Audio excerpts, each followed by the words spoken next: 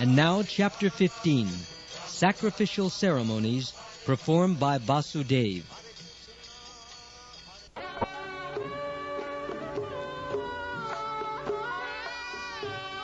Among the women present at Kurukshetra during the solar eclipse were Kunti, Gandhari, Draupadi, Subhadra, and the queens of many other kings, as well as the gopis from Vrindavan. When the different queens of Lord Krishna were submitting their statements as to how they were married and accepted by Lord Krishna as his wives, all the female members of the Kuru dynasty were struck with wonder. They were filled with admiration at how all the queens of Krishna were attached to him with love and affection. When they heard about the queen's intensity of love and affection for Krishna, they could not check their eyes from filling with tears.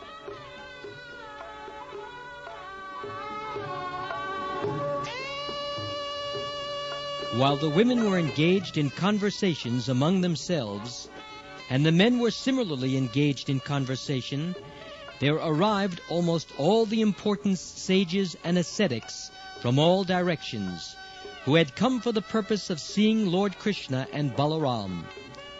Chief among the sages were Krishna Dvaipayan Vyas, the great sage Narad, Shayavan, Deval, Asit, Vishvamitra, Shadananda, Bharadvaj, Gautam, Lord Parashuram, along with his disciples, Vasishta, Galav, Brigu, Pulastya, Kashyap, Atri, Markandeya, Brihaspati, Dvit, Trit, Ekat, the four Kumara sons of Brahma, Sanak, Sanandan, Sanatan, and Sanat Kumara, Angira, Agastya, Yajnavalkya, and Vamadev.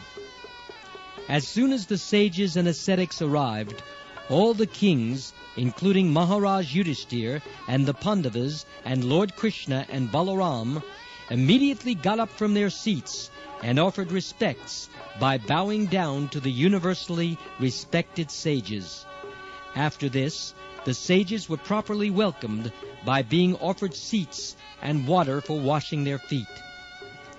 Palatable fruits, garlands of flowers, incense, and sandalwood pulp were presented, and all the kings, led by Krishna and Balaram, worshipped the sages according to the Vedic rules and regulations.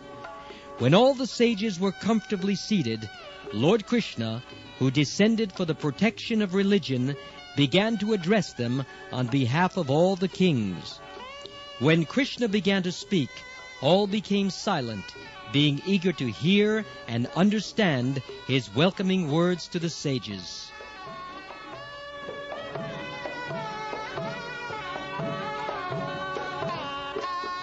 Lord Krishna spoke thus: All glories to the assembled sages and ascetics. Today we all feel that our lives have become successful. Today we have achieved the desired goal of life, because we now see face to face all the exalted, liberated sages and ascetics whom even the great demigods in the heavens desire to see. Persons who are neophytes in devotional service and who simply offer their respectful obeisances to the deity in the temple, but cannot realize that the Lord is situated in everyone's heart, and those who simply worship different demigods for fulfillment of their own lusty desires, are unable to understand the importance of these sages. They cannot take advantage of receiving these sages by seeing them with their eyes, by touching their lotus feet, by inquiring about their welfare, or by diligently worshipping them. Neophyte devotees or religionists cannot understand the importance of great Mahatmas. They go to the temple as a matter of formality and pay their respectful obeisances unto the deity. But when one is promoted to the next platform of transcendental consciousness, one can understand the importance of Mahatmas and devotees, and in that stage, the devotee tries to please them. Therefore, Lord Krishna said that the neophyte cannot understand the importance of great sages, devotees, or ascetics.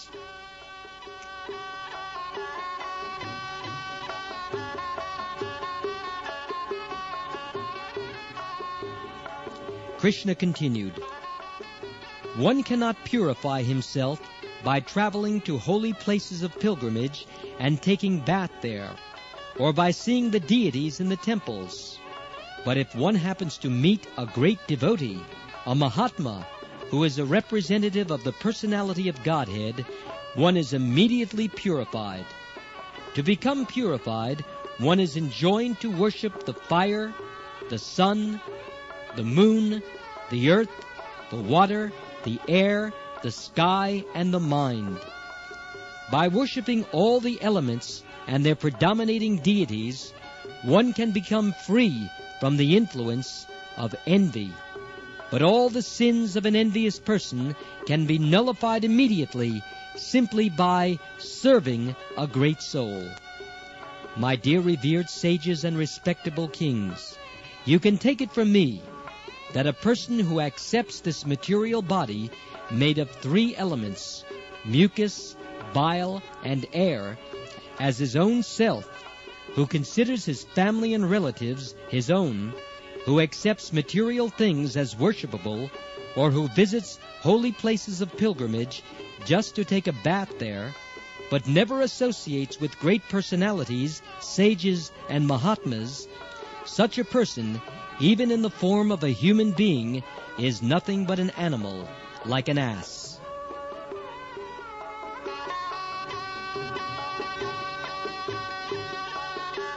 When the Supreme Authority, Lord Krishna, was thus speaking with great gravity, all the sages and ascetics remained in dead silence. They were amazed upon hearing him speak the absolute philosophy of life in such a concise way. Unless one is very much advanced in knowledge, one thinks his body to be his self, his family members to be his kith and kin, and the land of his birth to be worshipable. From this concept of life, the modern ideology of nationalism has sprung up. Lord Krishna condemned such ideas, and he also condemned persons who take the trouble to go to holy places of pilgrimage just to take a bath and come back without taking the opportunity to associate with the great devotees and Mahatmas living there. Such persons are compared to the most foolish animal, the ass. All those who heard considered the speech of Lord Krishna for some time, and they concluded that Lord Krishna was actually the Supreme Personality of Godhead, playing the role of an ordinary human being who is forced to take a certain type of body as a result of the reactions of his past deeds. He was assuming this pastime as an ordinary human simply to teach the people in general how they should live for perfection of the human mission.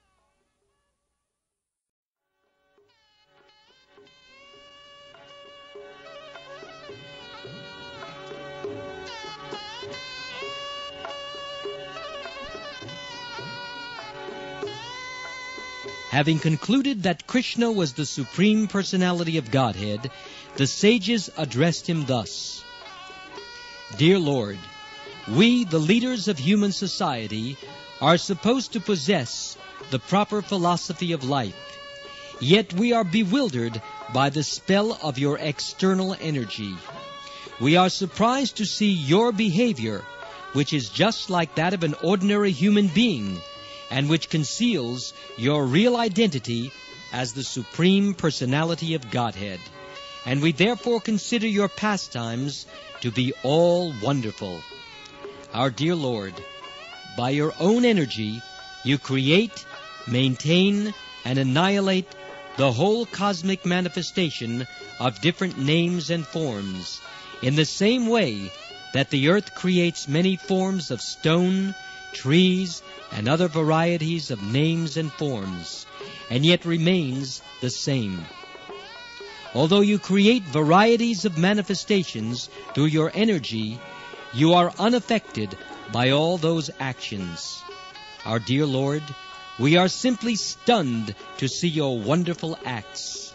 Although you are transcendental to this entire material creation, and are the Supreme Lord and the Supersoul of all living entities, you appear on this earth by your internal potency to protect your devotees and destroy the miscreants. By such an appearance, you re-establish the principles of eternal religion, which human society forgets by long association with the material energy. Our dear Lord, you are the creator of the social orders and spiritual statuses of human society, according to quality and work. And when these orders are misguided by unscrupulous persons, you appear and set them right.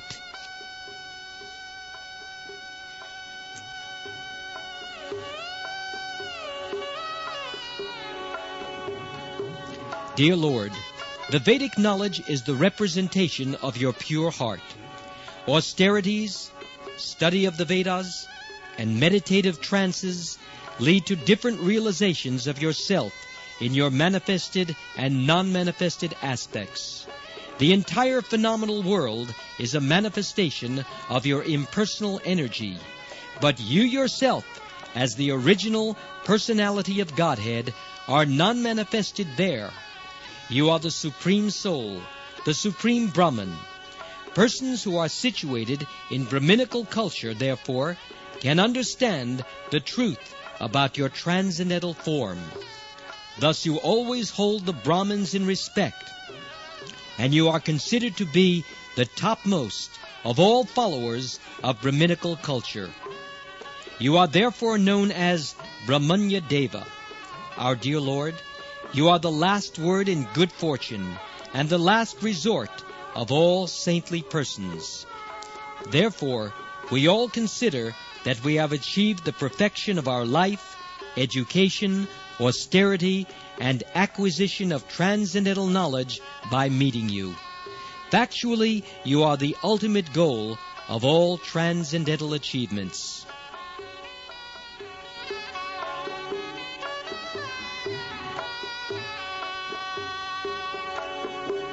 Our dear Lord, there is no end to your unlimited knowledge.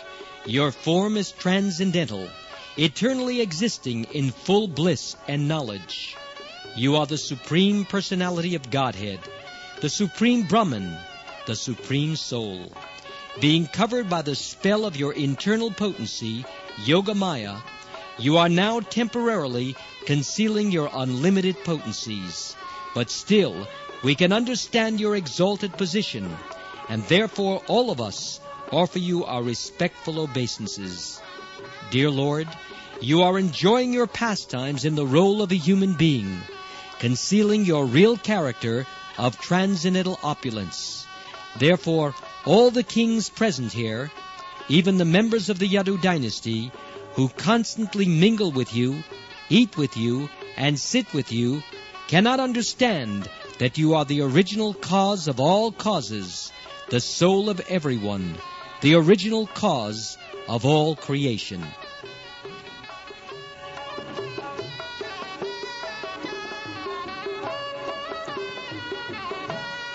When a person dreams at night, hallucinatory figures created by the dream are accepted as real, and the imaginary dream body is accepted as one's real body. For the time being, one forgets that besides the body created in hallucination, there is another real body in his awakened state. Similarly, in the awakened state also, the bewildered conditioned soul considers sense enjoyment to be real happiness. By the process of enjoying the senses of the material body, the soul is covered and his consciousness becomes materially contaminated. It is due to material consciousness that one cannot understand the Supreme Personality of Godhead, Krsna. All great mystic yogis endeavor to revive their Krishna consciousness by mature practice of the yoga system, and thus understand your lotus feet and meditate upon your transcendental form. In this way, the accumulated result of sinful activities is counteracted. It is said that the water of the Ganges can vanquish volumes of a person's sinful actions, but the Ganges water is glorious only due to your lotus feet. The Ganges water flows as perspiration from the lotus feet of your Lordship. And we are all so fortunate that today we have been able to see your lotus feet directly. Dear Lord, we are all surrendered souls, devotees of your Lordship. Therefore, please be kind and bestow your causeless mercy upon us. We know well that persons who have become liberated by constant engagement in your devotional service are no longer contaminated by the material modes of nature. Thus they have become eligible to be promoted to the kingdom of God in the spiritual world.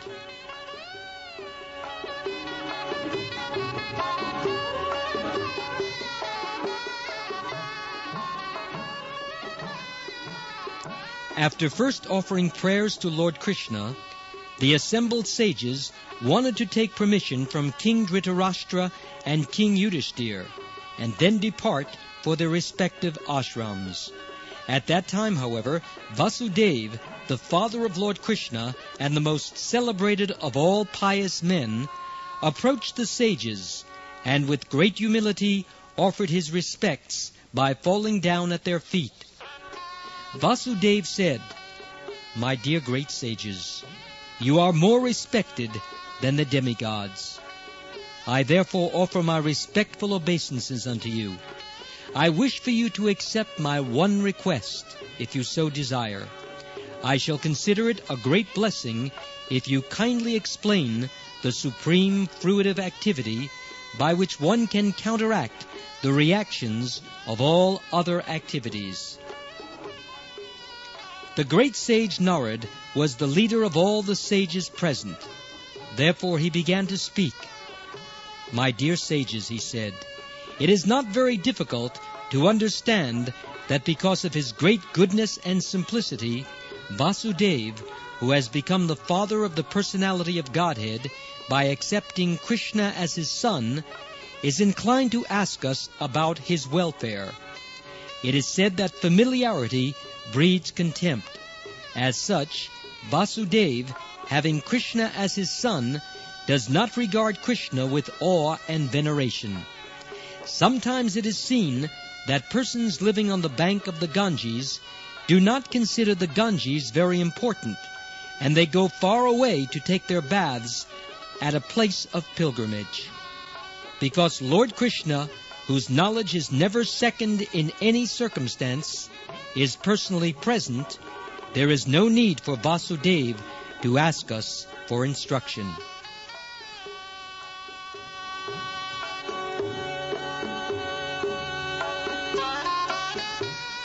Lord Krsna is not affected by the process of creation, maintenance, and annihilation. His knowledge is never influenced by any agency beyond himself. He is not agitated by the interactions of the material qualities, which change things in the modes of time. His transcendental form is full of knowledge, which never becomes agitated by ignorance, pride, attachment, envy, or sense enjoyment. His knowledge is never subject to the laws of karma regarding pious or impious activities, nor is it influenced by the three modes of material energy. No one is greater than or equal to him, because he is the supreme authority, the personality of Godhead. The ordinary conditioned human being may think that the conditioned soul, who is covered by his materialistic senses, mind, and intelligence, is equal to Krsna. But Lord Krsna is just like the sun, which, although it sometimes may appear to be so, is never covered by the cloud, snow, or fog, or by other planets. When the eyes of less intelligent men are covered by such influences, they think the sun to be invisible. Similarly, persons influenced by the senses and addicted to material enjoyment cannot have a clear vision of the Supreme Personality of Godhead.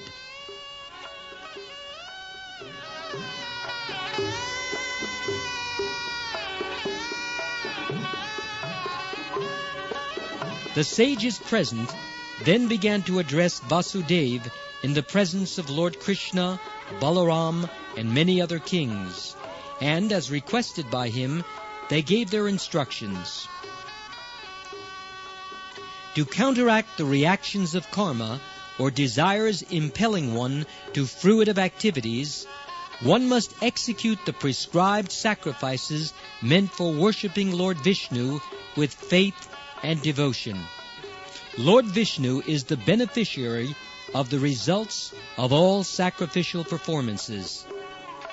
Great personalities and sages who are sufficiently experienced to possess vision of the three phases of the time element, namely past, present, and future, and those who are able to see everything clearly through the eyes of revealed scriptures, have unanimously recommended that to purify the dust of material contamination accumulated in the heart, and to clear the path of liberation and thereby achieve transcendental bliss, one must please Lord Vishnu.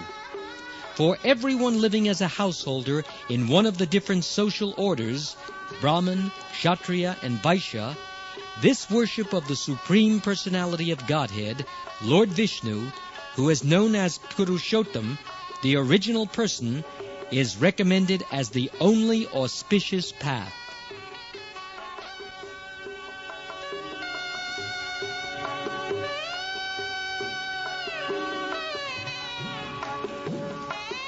All conditioned souls within this material world have deep-rooted desires to lord it over the resources of material nature. Everyone wants to accumulate riches. Everyone wants to enjoy life to the greatest extent. Everyone wants a wife, home, and children. And everyone wants to become happy in this world and be elevated to the heavenly planets in the next life. But these desires are the causes of one's material bondage. Therefore, to get liberation from this bondage, one has to sacrifice his honestly earned riches for the satisfaction of Lord Vishnu. The only process to counteract all sorts of material desire is to engage oneself in the devotional service of Lord Vishnu. In this way, a self-controlled person, even while remaining in householder life, should give up the three kinds of material desire, namely, desire for the acquisition of material opulences, for the enjoyment of wife and children, and for elevation to higher planets. Eventually, he may give up householder life and accept the renounced order, engaging himself completely in the devotional service of the Lord.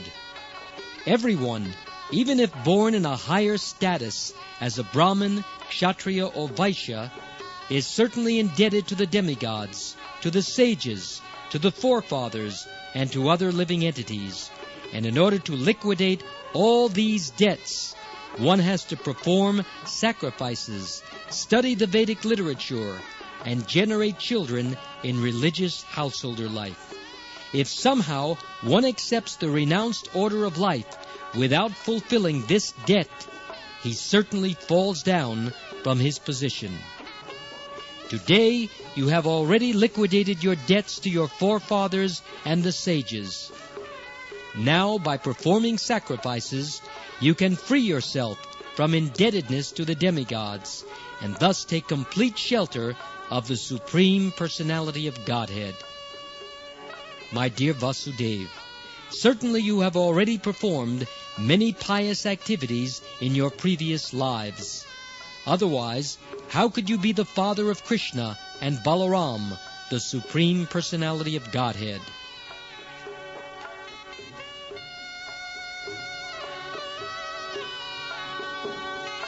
Saintly Vasudeva, after hearing all the sages, offered his respectful obeisances unto their lotus feet. In this way, he pleased the sages, and then he elected for them to perform the yagyas.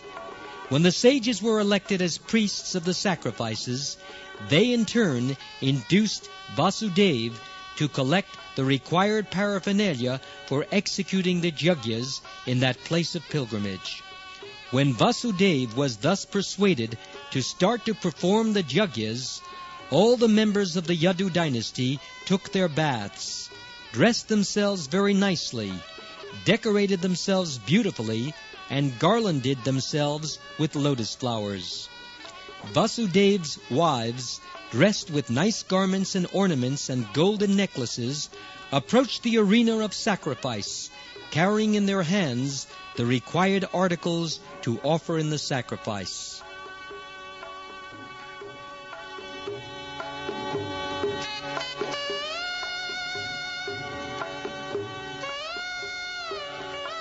When everything was complete, there was heard the vibration of mridangas, conch shells, kettle drums, and other musical instruments.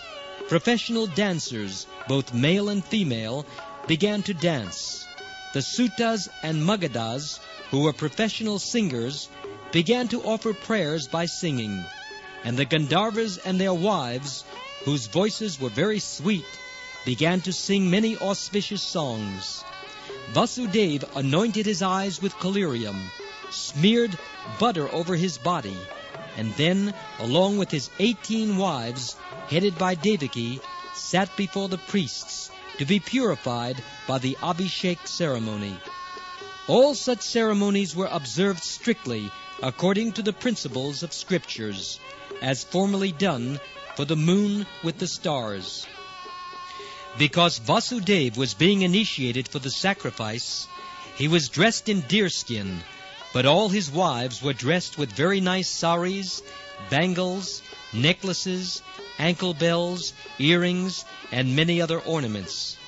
Vasudeva looked very beautiful, surrounded by his wives, exactly like the King of Heaven when he performs such sacrifices.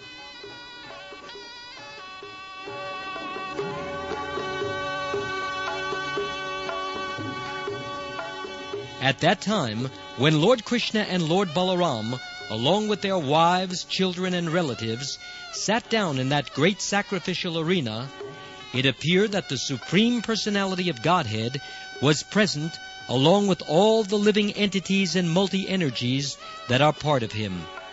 We have heard from the Shastras that Lord Krsna has multi-energies and parts and parcels.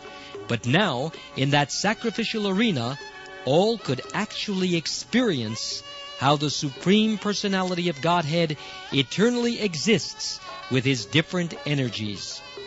At that time, Lord Krsna appeared as Lord Narayan, and Lord Balaram appeared as Sankarshan, the reservoir of all living entities.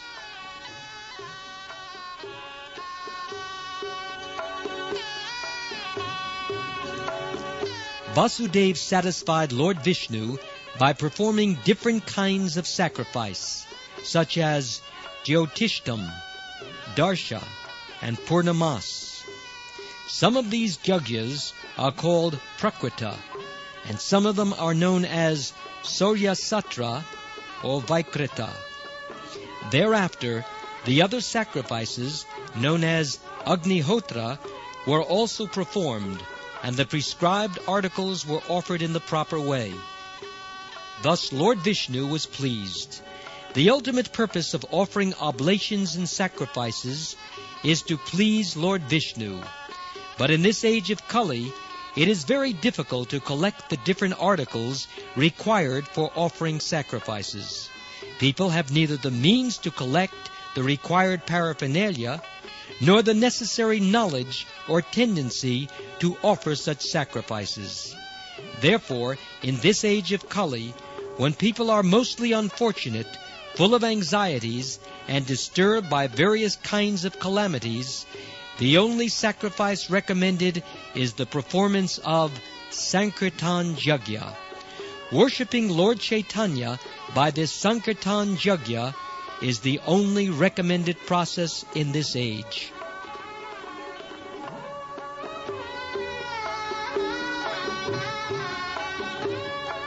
After the performance of the different sacrifices, Vasudeva offered ample riches, clothing, ornaments, cows, land, and maidservants to the priests.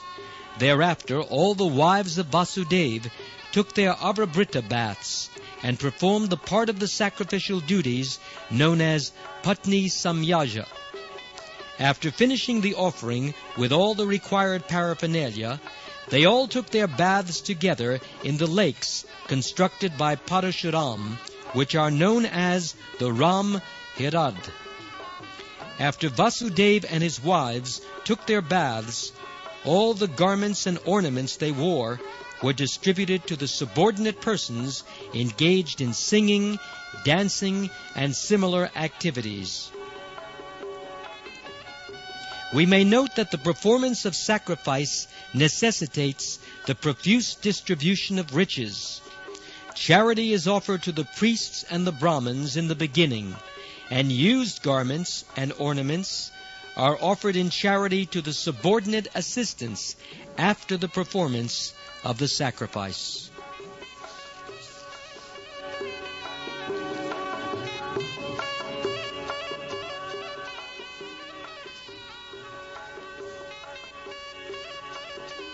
After offering the used articles to the singers and reciters, Vasudeva and his wives, dressed with new ornaments and dresses, fed everyone very sumptuously, beginning from the Brahmins down to the dogs. After this, all the friends, family members, wives, and children of Vasudeva assembled together, along with all the kings and members of the Vidarbha, Koshal, Kuru, Kashi, Kekaya, and Srinjaya dynasties.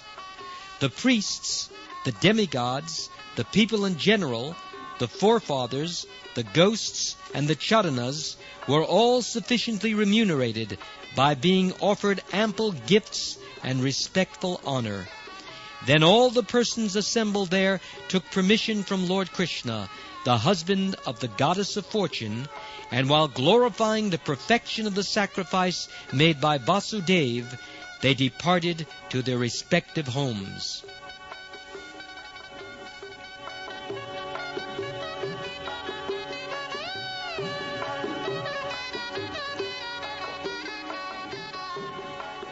At that time, when King Dhritarashtra, Vidura, Yudhishthir, Bhima, Arjun, Bhishmadev, Dronacharya, Kunti, Nakul, Sahadev, Narad, Lord Vyasadeva, and many other relatives and kinsmen were about to depart, they felt separation, and therefore embraced each other and every member of the Yadu dynasty with great feeling. Many others who were assembled in that sacrificial arena also departed. After this, Lord Krsna and Lord Balaram, along with King Ugrasen, satisfied the inhabitants of Vrindavan, headed by Maharaj Nanda and the cowherd men, by profusely offering all kinds of gifts to worship them and please them. Out of their great feelings of friendship, the inhabitants of Vrindavan remained there for a considerable time with the members of the Yadu dynasty.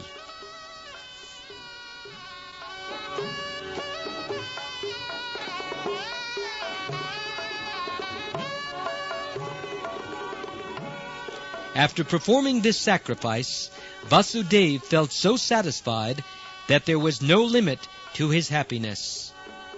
All the members of his family were with him, and in their presence he caught hold of the hands of Nanda Maharaj and addressed him thus: "My dear brother, the Supreme Personality of Godhead has created a great tie of bondage known as the bondage of love and affection. I think that it is a very difficult job for even the great sages and saintly persons to cut such a tie of love. My dear brother, you have exhibited feelings of love for me that I was not able to return. I think, therefore, that I am ungrateful. You have behaved exactly as is characteristic of saintly persons.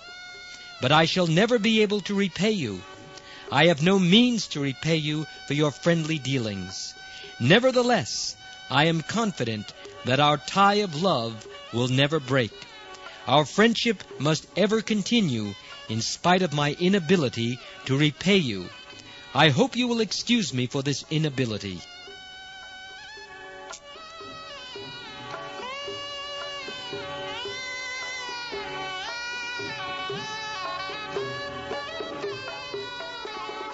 My dear brother, in the beginning, due to my being imprisoned, I could never serve you as a friend, and although at the present moment I am very opulent because of my material prosperity, I have become blind.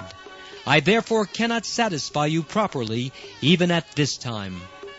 My dear brother, you are so nice and gentle that you offer all respect to others, but you don't care for any respect for yourself.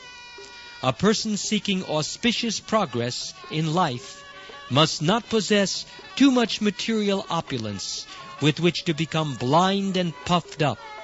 He should take care of his friends and relatives.